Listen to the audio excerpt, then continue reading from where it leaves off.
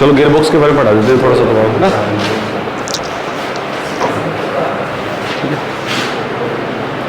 नमस्कार दोस्तों, मैं अनिल कुमार अभिनव मोटर ड्राइविंग स्कूल बसावता खुर्द में सभी दिल्ली पुलिस से संबंधित जो अभ्यर्थी हैं सभी का हार्दिक अभिनंदन व स्वागत करता हूं। आज का जो हमारा जो टॉपिक रहेगा गियर बॉक्स, ठीक है, गियर बॉक्स एवं ट्रांसफर केस, ठीक है। तो एक्चुअल में बात यह है कि जो गियर बॉक्स है उसकी आवश्यकता क्या होती है।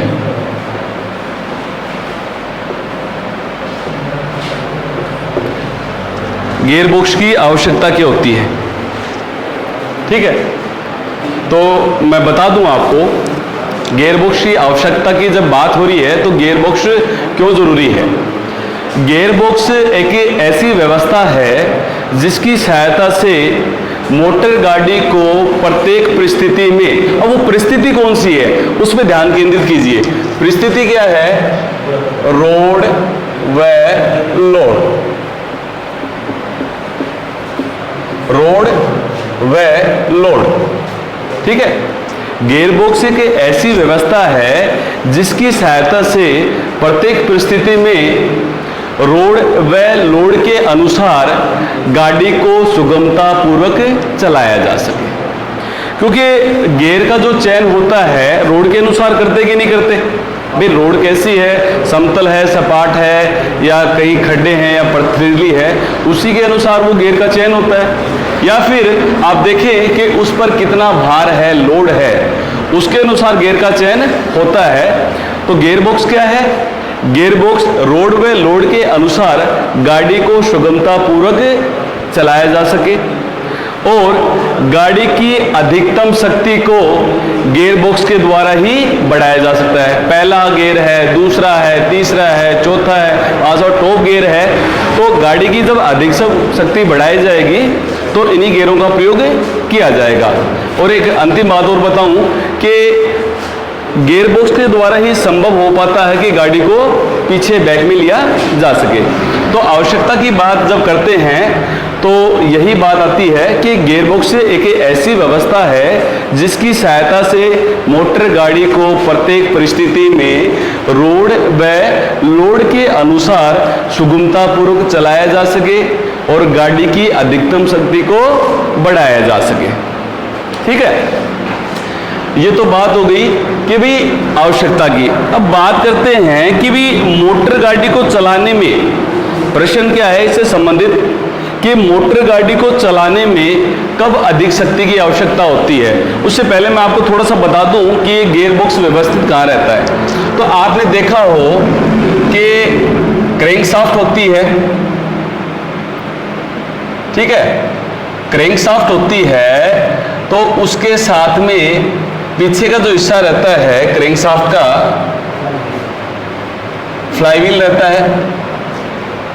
रहता नहीं है, क्रैंकशाफ्ट का हिस्सा नहीं होता है। क्रैंकशाफ्ट का जो अग्र भाग होता है फ्रंट, वहां तो लगते हैं वाइब्रेशन डैम्पर पुली। क्या लगती है, वाइब्रेशन डैम्पर पुली। और क्रैंकशाफ्ट का जो पश्च भाग है, देखिए मैं आपको दिखाता हूं क्रैंकशाफ्ट, ये देखिए ये क्रैंकशाफ्ट है, ठीक है। तो ये जो हिस्सा आपको दिखाई दे रहा है ये इसका अग्र भाग है और ये है इसका पश्चिम भाग, ठीक है। तो यहां देखें आप कि क्रैंकशाफ्ट के अग्र भाग पर वाइब्रेशन डैम्पर पुली, जिसे हिंदी में बोला जाता है कंपन अवमंदक। क्या बोला जाता है हिंदी में, कंपन अवमंदक, ये लगा रहता है, ठीक है। तो यहां देखिए कंपन अवमंदक है, ये जो आपका वाइब्रेशन डैम्पर पुली है इसके साथ में बेल्ट लगी रहती है, फैन बेल्ट आपने देखी होगी। यहाँ वाइब्रेशन डैम्पर पुली और इसके बाद में फैन पुली भी आपने देखी होगी, उस पर भी ये बेल्ट चढ़ा रहता है। और साइड में आपने देखा हो तो अल्टरनेटर पुली भी लगी रहती है। ये किस प्रकार का चालन बनता है, वी बेल्ट चालन बन जाता है। यहाँ पर किस प्रकार का चालन बन जाता है, वी बेल्ट चालन। क्वेश्चन भी है कि इंजन की जो कितने प्रकार से उनको चाल मिलती है। तो चाल की जब बात की जाए तो तीन तरीके से चाल मिलती है। कौन कौन सी चाल मिलती है, देखिए बेल्ट ड्राइव। बेल्ट ड्राइव के बाद में हो गया चेन ड्राइव,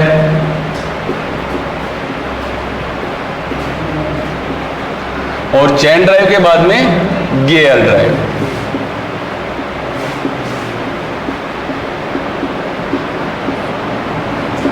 ये इंजन के चाल के 3 तरीके हैं, बेल्ट के माध्यम से, चैन के माध्यम से। आपने बाइक वगैरह देखी हो कभी, इंजन को डिसमेंटल कराया हो सर्विसिंग के समय तो उसमें आपने चैन देखी होगी। और एक होता है गियर ड्राइव, यानी कि आपस में जो गियर है वो फंस कर चलते हैं, उसके माध्यम से भी इंजन को ड्राइव मिलती है। तो ड्राइव के ये 3 तरीके हैं। बात हो रही थी क्रैंकशाफ्ट की, तो क्रैंकशाफ्ट के आपने देखो अगले भाग पर क्या लगा रहता है, वाइब्रेशन डैम्पर पुली, जिसे कंपन अवमंदक के नाम से भी जाना जाता है। और ये जो क्रैंकशाफ्ट का पश्च भाग होता है, यहाँ एक गोल सा पहिया जुड़ा रहता है जिसे बोला जाता है फ्लाईव्हील या गति पालक चक्र। क्या बोला जाता है, फ्लाईव्हील या गति पालक चक्र। ठीक है, क्या रहता है, अग्रभाग पर तो क्वेश्चन बन रहा है, देखिए क्रैंकशाफ्ट के अग्रभाग पर क्या लगा रहता है, वाइब्रेशन डैम्पर पुली। ठीक है, काम क्या है इसका, क्रैंकशाफ्ट को केंद्र में रखने के लिए, क्योंकि जब पिस्टन वगैरह चलते हैं तो सारा उनका जो भार है वो किसको सहन करना पड़ता है, क्रैंकशाफ्ट को। तो क्रैंकशाफ्ट है, इसके अंदर कंपन होता है, उस कंपन को कम करने के लिए उसमें क्या लगे हुए हैं, ये वाइब्रेशन डैम्पर पुली, और ये वेट्स भी लगे हुए हैं, आप देखिए इसमें, जो इसको केंद्र में रखने का काम करते हैं, इसके वाइब्रेशन को कम करते हैं। ठीक है, वाइब्रेशन। और पश्चिम भाग पर, पिछले भाग पर क्या लगा हुआ है, फ्लाईव्हील, गति पालक चक्र। ठीक है, और इस गति पालक चक्र के बाद में यहां लगा रहती है आपकी क्लच असेंबली। क्या लगी रहती है, क्लच असेंबली। ठीक है, और क्लच असेंबली के जस्ट बाद में क्या लगा रहता है, इंजन गियर बॉक्स। ठीक है, क्लच असेंबली के बाद में क्या रहता है, इंजन गियर बॉक्स। ठीक है, इंजन गियर बॉक्स के बाद में यहां से देखिए इंजन गियर बॉक्स की एक मेन शाफ्ट निकलती है, यहां से क्या निकलती है, इंजन गियर बॉक्स की मेन शाफ्ट, जो कि यूनिवर्सल जॉइंट के माध्यम से प्रोपेलर शाफ्ट से जुड़ी रहती है। किससे जुड़ी रहती है, प्रोपेलर शाफ्ट से जुड़ी रहती है। और ये जो प्रोपेलर शाफ्ट है ये कहाँ जाती है, जो गाड़ी के पिछले पहिए रहते हैं वहां एक गोल सी आपने हंडी के रूप में देखी होगी, जिसे टेक्निकल लैंग्वेज में क्या बोला जाता है, डिफरेंशियल। क्या बोला जाता है, डिफरेंशियल। उस डिफरेंशियल के साथ में टेल पिनियन के द्वारा ये प्रोपेलर शाफ्ट जुड़ी रहती है। ठीक है, और डिफरेंशियल के साथ में आपका जो रियर एक्सल है, यहाँ ये दोनों टायर जुड़े रहते हैं। ठीक है, तो गियर बॉक्स के माध्यम से क्या हो रहा है, इसकी मेन शाफ्ट निकल रही है, और यहां से जो पावर ट्रांसमिट हो रही है किसके माध्यम से हो रही है, प्रोपेलर शाफ्ट। ठीक है, प्रोपेलर शाफ्ट के माध्यम से ये क्या हो रही है, यहां से इंजन गियर बॉक्स की जो पावर है वो ट्रांसमिट हो रही है। क्वेश्चन यही है कि भाई गियर बॉक्स कहाँ व्यवस्थित रहता है या किसके बाद में रहता है। तो हमने देखा कि जो क्रैंकशाफ्ट है उसके पश्चिम भाग पर क्या है, फ्लाईव्हील। फ्लाईव्हील के बाद में क्लच असेंबली। आपकी क्लच असेंबली इसलिए बोल रहा हूँ क्योंकि क्लच में काफ़ी पार्ट्स हैं उसके, जैसे प्रेशर प्लेट है, फ्रिक्शन प्लेट है, ठीक है, डायफ्राम स्प्रिंग है, तो उन सभी से मिलकर ये बना है। तो वो क्या हो गए, असेंबल पार्ट्स हो गए, तो वो क्या कहलाई, क्लच असेंबली। इसके जस्ट बाद में क्या रहता है आपका गियर बॉक्स। ठीक है, गियर बॉक्स जुड़ा रहता है, और गियर बॉक्स से उसकी मेन शाफ्ट निकलती है जो यूनिवर्सल जॉइंट के माध्यम से प्रोपेलर शाफ्ट से जुड़ी रहती है। जो रियर एक्सल है आपका, उसको डिफरेंशियल को क्या करती है, वो पावर ट्रांसमिट करती है। कितने डिग्री पर, 90 डिग्री पर। क्योंकि डिफरेंशियल का काम क्या है कि पिछले टायरों के अंदर जो असमान चाल होती है वो डिफरेंशियल के माध्यम से ही होती है। ठीक है, तो पिछले पहियों में ये डिफरेंशियल रहता है, और 90 डिग्री पर इसकी जो चाल है वो डिफरेंशियल पर निर्भर करती है। अब क्वेश्चन ये था कि मोटर गाड़ियों को चलाते समय कब अधिक शक्ति की आवश्यकता पड़ती है। ठीक है, इसी से संबंधित ये बातें चल रही हैं। तो मैं आपको बता दूं कि जब आपकी जो गाड़ी है खड़ी अवस्था में रहती है तो सारे पुर्जे स्थिर अवस्था में रहते हैं। खड़ी दशा से गाड़ी को गतिमान करते हुए सबसे ज़्यादा भार की आवश्यकता होती है, क्योंकि आपने देखा होगा कि ये जो सेल्फ स्टार्टर है सबसे ज़्यादा जो बिजली है कंज्यूम करता है। कितना? 150 से 300 एम्पियर। कितना? 150 से 300 एम्पियर, क्योंकि संपूर्ण इंजन को घुमाने का भार किस पे रहता है? सेल्फ स्टार्टर पर रहता है। ठीक है, तो बात ये हो रही कि इंजन को कब अधिक शक्ति की आवश्यकता पड़ती है, तो वहां जब खड़ी दशा से मोटर गाड़ी को गतिमान करते समय। उसके बाद में बात करें, ये हो गई, फिर गाड़ी चली तो उस पर अधिक भार होगा, तब भी उसको अधिक शक्ति की आवश्यकता पड़ेगी, नहीं क्या? ठीक है, गियर है उसी के हिसाब से आप चेंजेस करते हो। अधिक भार है तो आप किस गियर में चढ़ाई में हो, किस तरीके से आप उन गियरों का ध्यान करते हैं। और इसके बाद में बात करें तो विपरीत हवा का दबाव।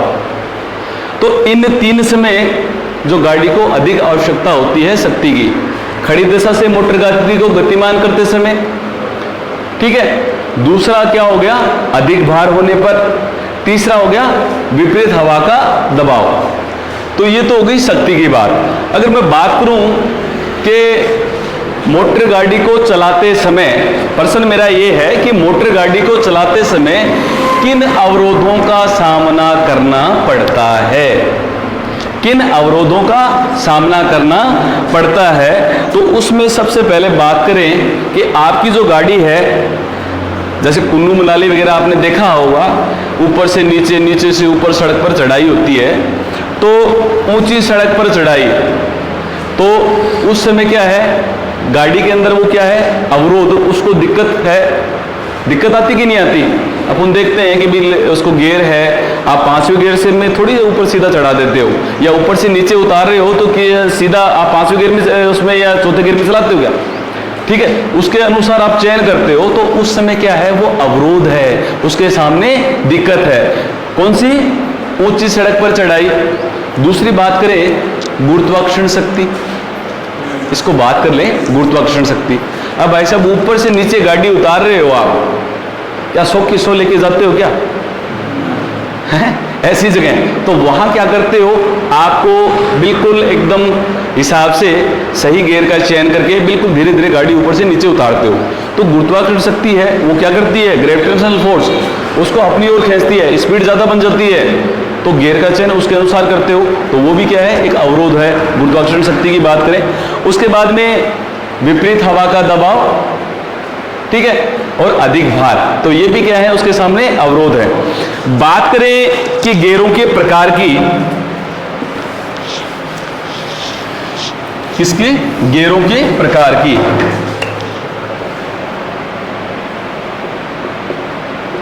तो संरचना के अनुसार, किसके अनुसार? संरचना के अनुसार। संरचना के अनुसार इनको 3 श्रेणियों में बांटा गया है।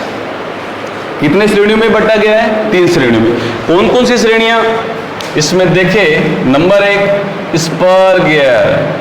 कौन सा हो गया? Spur gear. दूसरा होता है आपका helical gear.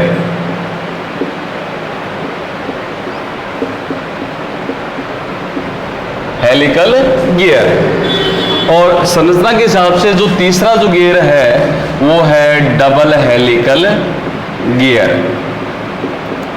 Double helical gear. तो ये बात हो रही है संरचना के अनुसार कि गियर कितने प्रकार के हैं। तो स्पर जो गियर होता है, इस प्रकार के जो गियर होते हैं, एक पूरी परिधि के अंदर इसमें जो दांते हैं वो समांतर कटे हुए रहते हैं। एक पूरी परिधि के अंदर समांतर दांते कटे होते हैं स्पर गियर में। ठीक है, स्पर गियर में एक पूरी परिधि के अंदर समांतर दांते कटे होते हैं। बात हो रही है डबल हेलिकल की। तो इसमें क्या होता है कि इसमें पूरी परिधि में समांतर दांते तो कटे होते हैं, लेकिन एक वो विशेष कोण एंगल लिए हुए रहते हैं। क्या रहते हैं? एक विशेष कोण एंगल लिए रहते हैं। उसी प्रकार जब बात करें कि भाई डबल हेलिकल गियर, तो डबल हेलिकल गियर में क्या होता है, इसके बीच में दो दांते तो सीधे हैं और दो दांते उल्टे रहते हैं, ठीक है। तो इनकी भी एक विशेष आकृति रहती है। तो कहने का मतलब जो संरचना के अनुसार है, इन गियरों को 3 श्रेणियों में बांटा गया है, ठीक है।